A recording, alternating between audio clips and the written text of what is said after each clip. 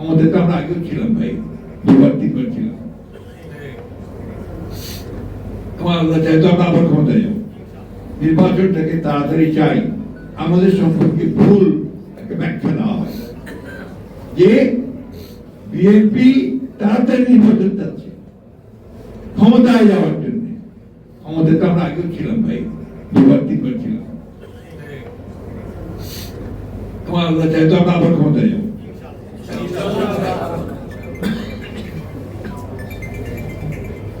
কিন্তু ক্ষমতার জন্য আমরা রাজনীতি করিনি। আমি এখন স্পষ্টভাবে আরো বলতে চাই, এই সংস্কার প্রক্রিয়া শুরু করেছেন শহীদ প্রেসিডেন্ট জিয়া রহমান।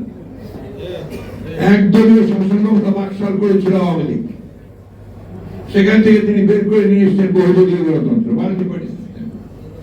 সেখান থেকে তিনি প্রেসিডেন্ট সিস্টেম গভর্নমেন্ট নিয়ে এসেছেন। আজকে যে সাংবাদিক ভাইরা এতগুলো দেখেন চ্যানেল, এই সব পত্রিকা, অনলাইন পত্রিকা, সবাই কাজ করছেন সুন্দর করে, মন করে লিখছেন। আওয়ামী লীগের আমলে, শেখ মুজিবের আমলে কারো ক্ষমতা ছিল না কিছু আগে, পার্লামেন্টে আইন করে বন্ধ করে দিয়েছে। মাত্র 4টা পত্রিকা চলবে, সেই পত্রিকাগুলো ছিল আপনার 4টা, এবং সেটাও সরকার চালাবে। আমাদের অসংখ্য সাংবাদিক ভাই সেদিন বেকার হয়ে গিয়েছিলেন। অনেকে আপনার এই বাইতুল বেকার নামে ফল বিক্রি করত, এগুলো সত্য কথা, টেবিল বিক্রি করত। এখানে অনেকে আছেন তারা ওটা বলতে পারবেন। এই একটা করুণ অবস্থা চলে গেছে, one party, one man one party. সেইখান থেকে বের করে নিয়ে এসে Zia Rahman multi party system দিয়েছেন, বহুদলীয় গণতন্ত্র দিয়েছেন, এবং ওপেন পলিটিক্স সবাই করতে পারবে, এবং যে কথা বলা দরকার সেই কথা বলতে পারবে।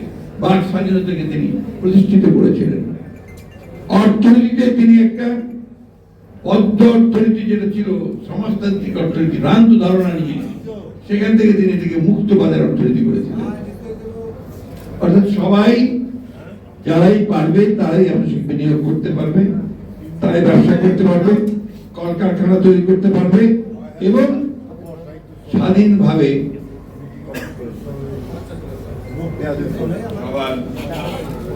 সংগ্রামী সভাপতি যিনি জাগপাল প্রতিষ্ঠার আগ্রহতে জাগপাল সঙ্গে আছেন, এবং প্রতিটি গণতান্ত্রিক আন্দোলনে যিনি অংশগ্রহণ করেছেন,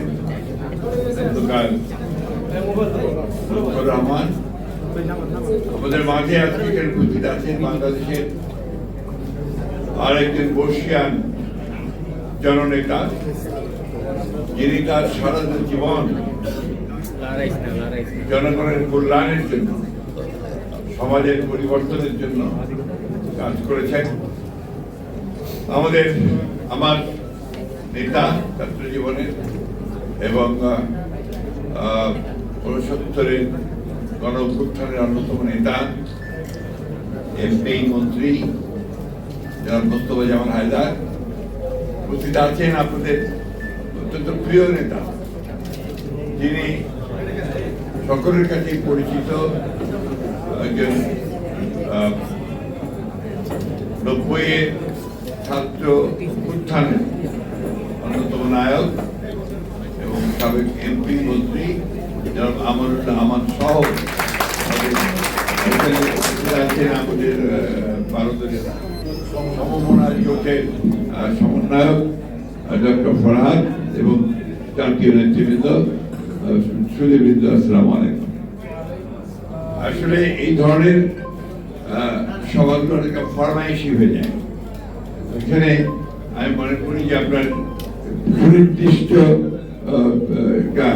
বিষয়ের উপরে আলোচনা করতে পারেন।